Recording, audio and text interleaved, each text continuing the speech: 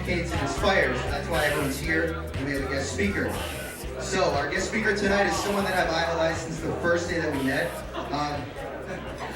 I've always been inspired by his positive outlook on life, his charisma, his motivation, his ability to make everyone in the room, whoever he's surrounded by, just they feel great, they feel good about themselves. Some of you may know him by his uncanny ability to transform men and women's hair into modern marvels. Others may know him by his outgoing personality and unique talent to impersonate everyone from Dean Martin to Tom Jones and even the King, Mr. Elvis Presley. And a select few of you have had the noteworthy opportunity to truly get to know this man. He's a local personality, highly successful entrepreneur, and be able to call him your friend. So I would like to now introduce my friend, Mr. Alfie Silva.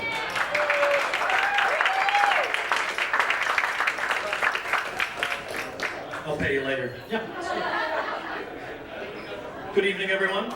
I would like to thank, first of all, 321 to having me out tonight, so give them a nice round of applause. And any time you want me to speak anywhere that has to do with alcohol, I'm there. So cheers to everyone, first of all. Well, the number one thing I remember, as a kid growing up, my father was very inspirational to me. And the first thing that he said, other than, leave your mother alone, we're trying to, leave, whatever. One of them, no, not that. He said that networking would be the most important thing that I ever did in any facet of my life. And I would like to say I'm a complete 100% true testament to that. Everything that I've done is because of the people that I know and the people that I like to play ball with. And you think about when you're a kid, in kindergarten, and kids have such a great outlook on life, right? You go over to another kid and it's like, hey man, you want to play ball? He's like, nah, I don't want to play ball with you. What does the kid do? He goes over to the next kid and goes, hey man, you want to play ball? So you start incorporating those kind of aspects in your life as a kid, and as we get to be adults, we start forgetting about that. We start forgetting that there are people out there that want to play with us, that want to be creative with us, that want to inspire with us, that want to go out and give back to the community. And that's what was always super important with me. I'm really bad with technology. I dress like a cobbler from the 1920s, and I know nothing about iPhones, so we'll get through this. Guys, one of the things that I do when I speak is I talk about something very important, is setting yourself up for success on a daily basis. And that has to do with something I developed this program that was called the anti-stacking. So you start your day, you wake up in the morning and you burn your eggs. Okay? So you're pissed off that you burnt your eggs. And now your kids, they rode past on their way to school, they rode past your car and they put a scratch in it. You're pissed about your eggs, you're pissed about the scratch in your car. Next thing you do, some jerk cuts you off in traffic in a red Honda. I hate the guy in the red Honda. I might even hate Honda for making a red car. That's 4 things. So we start stacking all these things on top of each other, and then we start reliving that as we are on our way to work, as we're on our way to our job, as on our way to pick up our kids. We start saying, first of all, I burnt my eggs, I hate my life. My kids, I hate my children, I want to give them away, they scratched my car, I hate red Hondas, let's kill Honda. And as this starts to go on, and it starts to create what I like to call a fungus. Negativity is a fungus. No matter who you are and where you are, negativity starts to grow and latch onto you and become a fungus. And what I mean by the stacking, has anybody played Jenga before? You notice how you stack it all the way up and you try to take one piece at a time? Think about your problems on that day as those Jenga pieces. So you have the eggs, you have the scratched car, you have Honda, you have the jerk in traffic. Now I have indigestion because the eggs gave me indigestion and I hate that. So I hate my life. So what starts to happen is now you have this day that is like this, and it's like I can't tackle any more problems without it affecting everything else that's going on. So I learned in my life in order to be successful that I had to do something which therapists will tell you not to compartmentalize. I will tell you not to compartmentalize, but what I'll tell you to do is to start chipping away at those things that you can do and pushing them in a place that you can get one at a time and you can clearly see and focus. So you start dealing with the things. Is it really a big deal you burnt your eggs? No, it's not really a big deal. You scratch your car, you're going to get it fixed, you'll deal with that later, right? Do you really hate Honda? I personally do, but some people don't. See what I'm saying? You start to work on it that way. And I actually learned that lesson when I was in school learning how to cut hair. Because I started all these problems that I had in my daily routine. And I realized that if I burnt my eggs in the morning or something bothered me, I would take that fungus and I'd throw it on every person who was in school with me. I would take that fungus and I'd throw it on each and every single person I came in contact with. There's a gentleman by the name of David Wagner. He founded the Aveda Hair Company. Now, David Wagner had a steady book, steady clientele. And one day, one of his clients came in on an off day, and he came in, and she said, "I really need to see you today, David." And he says, "Yeah, but your appointment's not for 3 weeks." She goes, I need to see you today. So he said, "All right, I'll fit you in between Gloria and Marie. I'll make it work out for you." Well, that afternoon, he took that extra time for this woman. He started working on her hair. He cut her hair. They had a conversation like they usually did. And then she went on her way, happy with her hairstyle. 3 weeks later, David got a letter in the mail. It was from Maria. She said, "David, the reason why I came in that day is because that night I was going to kill myself, and because I wanted to make sure I looked my very best when my family found me. And because you took the time out of your life, out of your busy schedule, because you didn't throw on me all of the problems you had, how busy your day was, I realized that what I was going through was trivial to what some other people are going on, and I chose life. It was so important to me. So I decided to take that and I started calling people day makers. There are joy suckers and there are day makers. Now, it doesn't matter what career you're in, there are things that you need to have. Trust, balance, and joy. Okay? If you don't have that trust in yourself that you will succeed through any of those problems, then you will not have balance, right? And then you can seek and get no joy, which is the ultimate effect from that, right? See, if I learned how to turn my screen off, I would not have to keep putting my thing in. Guys, I speak in front of groups all over the country. I speak anywhere from doctors' groups, larger companies, engineers, doctors, cosmetology students, barbering students, nursing students. And the one thing that's always a common thing is about, what am I going to do when I leave here to become a professional? And I always say this, we are professionals by how we prepare. So if that stacking thing starts happening, and we start kind of chipping away in a negative way, and it falls on top of ourselves, we can never seek the joy out of what we're looking for. I don't know how many of you, call out some of the things you do. I mean, you're a realtor, I know that. You're a realtor, Jesus. Any more realtors here? We're getting more realtors? Anybody need a house? I can cut your hair and make a house. Another realtor? But it doesn't matter what realtor, it doesn't matter what you're doing or what career you're in. I don't believe any of you went to school or did your class to be a realtor and said, "God, I hope I suck." I mean, that's not the first thing you did. You wanted to reap some sort of benefit, joy out of that, right? But back to that whole thing about setting yourself up for a profession. I started to divorce the negativity of the people that when I decided to open my first business said, "Your idea is stupid, you're not going to succeed, Melbourne's not ready for what you have, and no one's going to come into your business." And I started going, "God, my idea is stupid. Melbourne's not ready for this. No one's going to come into my business." See what's happening again. I start that whole stacking method, right? And it doesn't matter what you do. Guys, it's not rocket science to what you do to become successful. There are things that I try to do in the community that are very important. I try to have really good friends. We were talking about the kids with the ball. I try to have good friends, good mentors. You know, looking in our community, you have to think globally and act locally. Okay? Who are our top people in our community that you always hear the names? Okay? Look at the Long Doggers group, right? Huge. Scotty and them, LJ, that's a testament to show what they knew. They took something that was local and they started marketing it and putting it in some places as if they were a global company. They were working in our area. How many of you have our business owners locally? Okay. Do you think about that sometimes, how I can make an impact almost on a global level with that same kind of effect in a local level? I knew when I moved back to Florida and I opened my first business that what I did is I got a copy of Space Coast Living magazine. And I circled every woman and every man's head that I wanted that was successful, and I wanted them in my chair. Because I wanted not only to make them look better, but I wanted to learn from them. I wanted to hear their stories. I wanted to be inspired by them. All of you women I see touching your hair now, and gentlemen, don't worry, your hair is fine. I'm not judging you in this moment from your hair.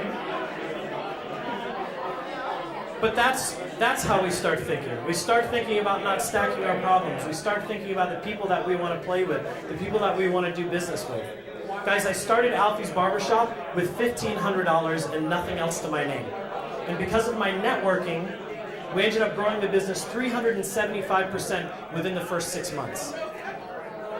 And that's because of the people that I chose to play ball with. Yes, my father is my contractor. That was a no-brainer, that was cheap. But the people that I work with downtown, I opened downtown Melbourne. Who would I work with? I worked with Scotty at Meg O'Malley's. Okay? They knew the business. I personally have either worked in a business or owned a business in downtown Melbourne since 1997. I've seen it when it was all antique shops. I've seen it when it was all bars. I've seen it when it was all bums. Kind of like sometimes. But making sure that we have those people in our area. Remember I said my dad's most important thing was networking? What we're doing tonight. We're networking, obviously. If you're not networking, we're in the wrong place. Guys, I became successful because I learned something very, very important. Because the ladder of success is climbed with two hands firmly planted on each run of the ladder. Both feet, both hands. When you're going up the ladder and the person's coming up the ladder behind you, you do not turn around, take one hand off and push that person off or kick that person off. But when you get to the top, you turn around and you put your two hands there and you help that person up. Guys, most hairdressers and most barbers, their first year out of school, make $12,000 to $15,000 their first year out of school. My salary was $150,000 the first year I left school. Okay? Because what I did is I literally went back to the school that I went to, and I went and I made a job for myself. I went to all of the schools in our network, and I taught them how to take my job. I showed them how I learned to cut hair. I showed them how I learned to network. I showed them all of my networking book. I gave them everybody's phone number. I would go to every major beauty and barbering show in the country. I would introduce every single one of those students to every person they wanted to meet. I introduced them to their mentors. I introduced them to my boss. I implored them to take my job, because if they took my job, I would be one way or the other. Down is not an option, right?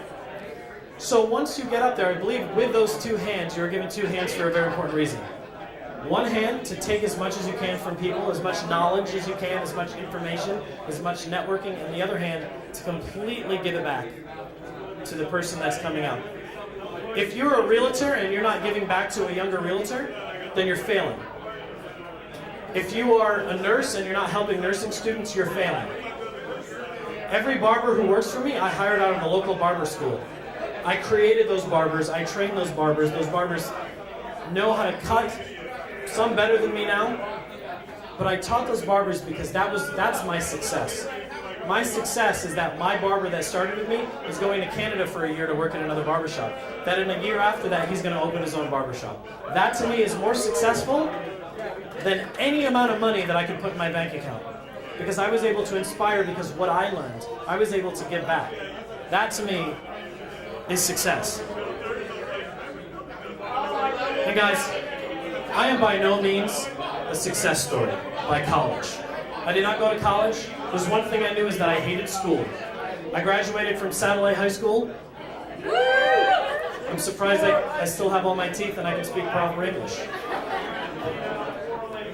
So I'm a product of the Brevard County school system. But one thing was certain is that I wanted to make a change in my life and I wanted to make a difference. I kind of went through this plateau. I didn't know what I wanted to do. I knew I wanted to give back somehow. I just didn't know how. So one of the things I got very involved with was downtown Melbourne and their Melbourne Main Street program and trying to give back to the other businesses downtown. How many of you have businesses out of Melbourne? Your businesses are out of Melbourne. Your business is out of Melbourne. Where's your business? All over. Your business is all over. Well, I mean, it's in Melbourne too, then if it's all over. So all over. But we're giving back to our community. We're giving back to our community. And not in a negative way. Because there are a lot of people that will, shake hands and kiss babies for the camera, for the newspaper. They'll clean beaches. I'm not saying you guys are doing that. I know why you're doing it. They'll clean beaches for the sign, but not for the heart and why they want to do it. Okay? Can I mention what we talked about a moment ago? Blake is a very good friend of mine. Blake started as a client. Blake's a realtor. He's a big name in realtor. Blake fought very hard. I looked for 7 years. I looked to get on Melbourne Main Street downtown. To get on the Main Street for 7 years. Blake tirelessly worked with a landlord that was very difficult. Blake called businesses that weren't doing so well and asked them if they thought about moving so I could move in. Blake has not only been a friend, but I talk about your networking, the mentor. Blake did that for me as a gift, as a friend. So, do you think the power of what you're doing in your community is important when you hear a story like that? I mean, that's huge. I mean, I want to give everybody to applaud you for helping me do that. There's no better mentor than the person that you work with. You have to build each other up. I talk about yourself as the real estate. How is your curb appeal? How have you set yourself up for success? How do you look? How do you feel like you look? I mean, I look like I came out of the grapes of wrath, but my barbershop looks like that too. A little Dust Bowl action happening there. And guys, to kind of get on that subject and talk about how I made myself the brand, is that when I opened Alfie's Barbershop, I fought tooth and nail not to name it Alfie's. I went through names up the wazoo. Pudgies, Pudgy Kings. You know that whole thing, like, how do you get your adult entertainment name? You take the first pet you had in the street you named on. I had a hound dog named Pudgy, and I grew up on King Road. So I was like, that sounds like a great old-fashioned blues name. We'll do Pudgy Kings. We'll do downtown's great barbershop. We'll do this, we'll do that. But I realized that I was the brand. I was the person in my shop. What did I like? One of the things that I do when I help go around the country and I go to barbershops and salons and I help them with their business that's failing is ask the owner, does your business look like you? You know, if I asked Shane, if Shane was going to open have his own office in real estate, does your office reflect you when a new client comes in? Does it look like you? You're selling yourself no matter what you're doing. Jesse, you've been doing this for a long time.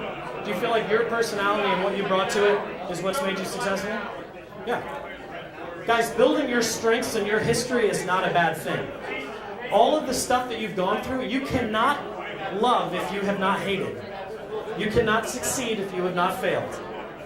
If you don't take those little things and put that into your daily routine, you're not going to be successful. So when I talk about the way I look, my shop looks like this. My chairs are from the 1920s. My back bar is from the 1920s. All of our services are from the 1920s. We do a hot towel shave with a towel. We don't use that steam thing that you go to a frou-frou salon. You get a beer or a scotch or a whiskey for free. You come in there, you have a good time. You talk about guy stuff. It's your way to escape your wife and children for a little bit. Your girlfriend, your boyfriend, whatever. But some of you know. But it's because I was true to my goal, because my shop looks like me. If I'm not there, people still know that it's my shop. And it's okay to call it a gimmick, because everything has a gimmick, okay? My shop, yes, it has a gimmick, all right? It's a 1920 shop, but that's who I am. When people look in our window, people come in because of the way my shop looks. They stay because of our service. That makes sense? So, I walked into Starbucks this morning and I realized something. I was waiting for my coffee. I'm not a Starbucks guy. Until they got this cold brew, which I like. I like this cold brew coffee for some reason. And I'm standing there, I'm waiting for my coffee. Do you guys ever notice the type of people who are in Starbucks? Have you ever seen the diversity? So I started calling it the faces of Starbucks, like the people of Starbucks, like the people of Walmart. I noticed there are professionals tapping their feet on their smartphone, waiting to go someplace. You know what I'm talking about. I saw the students who were over there cramming for a test that they have today that they haven't studied for until today. I saw retired people who have nothing better to do than take the spot you really need to get your business done. And then I saw the question mark. I'm not exactly sure who you people are, and you don't really look like you drink coffee, but you're here anyway. So it made me think of a rule that I learned, that there were 3 S's in business. The target market you're trying to get. And I always said, some will, some won't, so what? You can take a fence sitter and you can make them a visionary. But it's very difficult to take a resistor and make them a fence sitter and then make them a visionary. So to me, that was the question mark that I saw inside of Starbucks.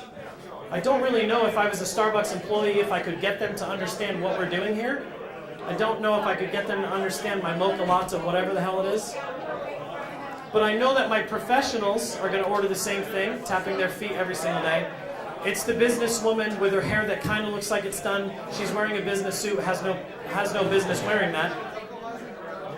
She doesn't really know what she's doing, but she knows she has a meeting to get to, and she has a skinny mocha Oprah chai, whatever the hell they call these things. I don't know how Oprah got involved, but she drinks the same thing every single day because her girlfriend drinks it, and her girlfriend's a successful businesswoman, and she wants to feel like her.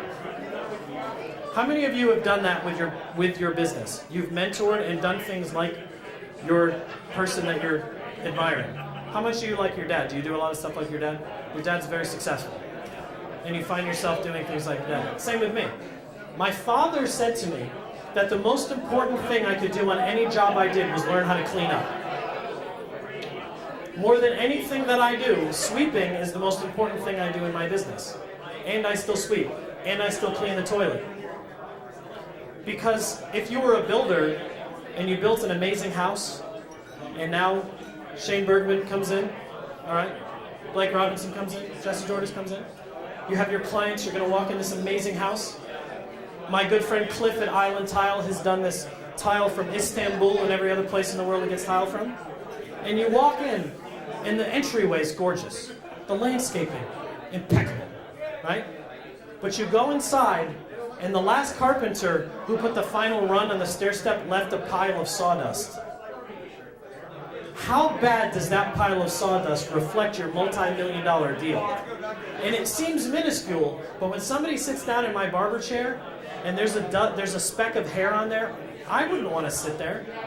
You have made that first impression. And my job, I'm not a realtor. I have a lot of friends that are realtors. If I was a realtor, I'd go to that house 5 times before my person went in there, especially if it was a big deal. I've been with realtors in homes that have blamed the last realtor for leaving lights on, or something's broken, or somebody used the toilet in this thing and they shouldn't use this.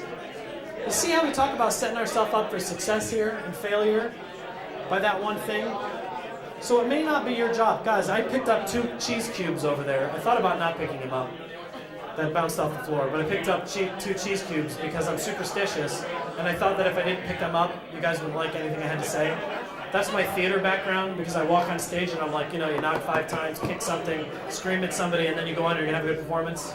Don't pee because you're gonna waste all your energy. Right? See, that's how my mind thinks. But guys, I mean, I don't think I'm telling you anything that's any different, and this is just such a kind of a small, local thing. But one of the things that I wanted to impress upon you is that it's not what I've done and what I have being successful.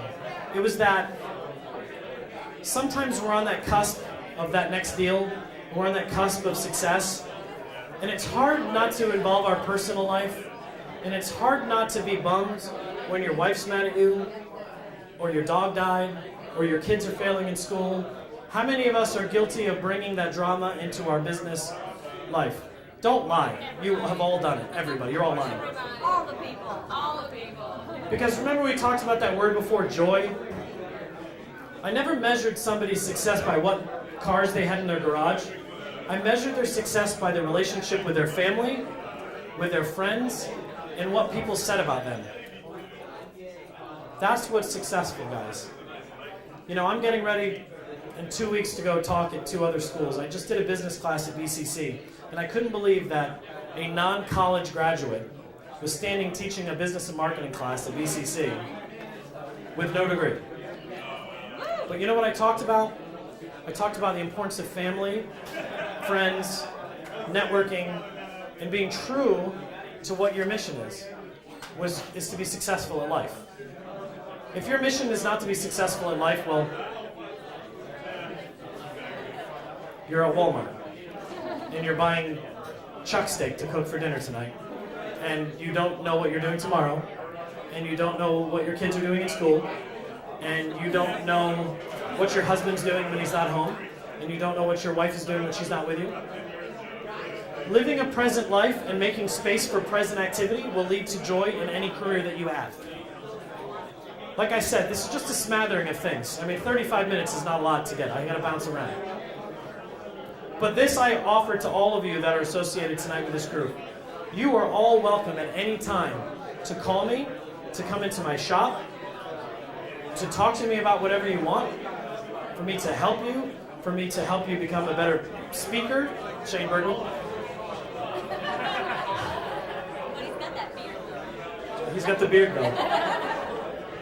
But I always offer, if there are people you don't know that you want to know, and if you're not going to a barbershop, gentlemen, that offers you the ability to network, or you're not doing something that's the ability to network, the importance of that is something that we're launching in our new shop. Guys, my shop started 520 square feet. We just signed the lease on 1,520 square feet. We're expanding. That's a year and a half in business. Guys, that's the power of the people that I do business with. That's the power of the people I network. So something we're going to launch is because I realize that you gentlemen have amazing wives, amazing girlfriends, amazing partners, okay? And I want you all to meet and network. So something we're going to do annually is we're going to do something. I got to listen to Buzz Aldrin speak one time. And one of the things that was so impactful, not the moon crap, or all the space ice cream, I didn't give a crap about that. I liked space as a kid, I grew up here. But what was impactful to me was something that they did in the company he worked for after he left the space program, is that the men, it was all male-driven industry, and they had a toga party once a year. And the reason why they had a toga party is because everybody just came in a sheet, and it was your job to embellish the sheet the way you wanted to for this toga. And it was the only time that the women were actually able to meet the other wives and the other men and see into the life that these men are doing. So it's important to me, for my guys that come into my shop, that everybody start networking. I think that's super, super important. You know, if you're not introducing your spouse, if you're not introducing your family, if you're not present about what you're doing, then you're not living. What I say was important before: family, friends, the networking. So what I want to do is that within the next couple of events that they put together, I'm going to put together some great raffle thing for you guys. But I want you guys to think a little bit more about where you came from today. On your drive home, if it's long, if it's far, I want you to think about that first day of this job you have right now. About the way you felt that first day. About the way you... Jesse, how long have you been doing this now? 13 years now. We went to high school together, all right? And it's always fun for me to see local guys that I went to high school with become successful. And little did you know, I've been following you over the years. I'm proud of you to have gone to school with you. Because you know what it was like the first day, right? Guys, the first day I opened this barbershop with $1,500 and no more money, I was petrified. And every day I unlock that door, I think about the first day that I opened my business, and I am petrified. Because every person you meet is a first impression. So I'm going to leave you with this. It is my goal for you now, no matter who you meet, because you never know who's going to be a client, is that every time you come in eye contact with a person within the next week, should make it a lifestyle change. If they make eye contact with them and they're in shouting distance, smile and say hello. It's the most important thing you could ever do. Guys, I'm successful because the people that I play ball with. I'm successful because people of a young generation, where now we're coming back to be in front of people. We're talking. I don't see anybody on their phone. I don't see anybody doing any of that stuff. That was my business plan. My business plan was go old-fashioned. My barbershop has no TVs. We are not jiggy cuts. My barbers all turn you if you're talking to the other gentleman in there. Guys, I've seen multi-million-dollar deals go down in my barbershop on a daily basis because guys are not on their phones, because they're talking to each other. Because this generation is going back to our grandfather's generation. This generation is a generation of artisans. These young guys that are doing a business like this, right? That are starting a business like this and giving to our community something to be inspired by. Because people are beating the streets to start networking, to start meeting people. Guys, I was a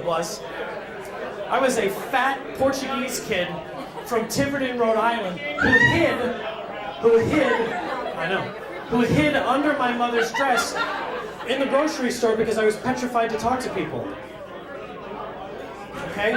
What you are doing with this organization blows my mind. The fact that we're getting artisans back. When we open our new shop, all of our goods will be made locally. We make our own beard oil, we make some of our own, we have pomade that's made locally. All of our leather goods are made by young artisans. We have a guy that makes jeans. Because this is what's going to change. I love to see more steel and leather and less plastic and rubber.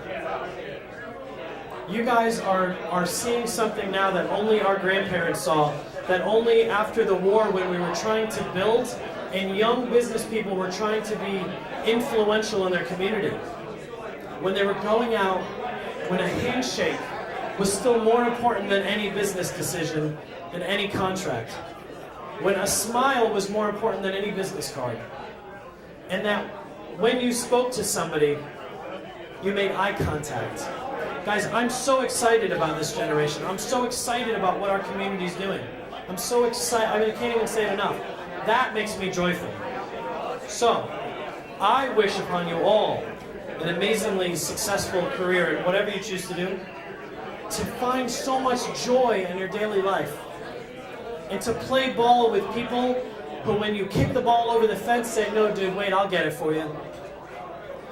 And who are there to dust you off and pick you back up and think your idea is amazing, even when it might suck. Find people to play ball with. If that person doesn't want to play ball, shake the hand of the next person and say, hey man, you want to play ball with me? Be inspired by the people who you talk to on a daily basis. Love your family unconditionally. And absolutely, without a doubt, seek that joy and live it. Thank you.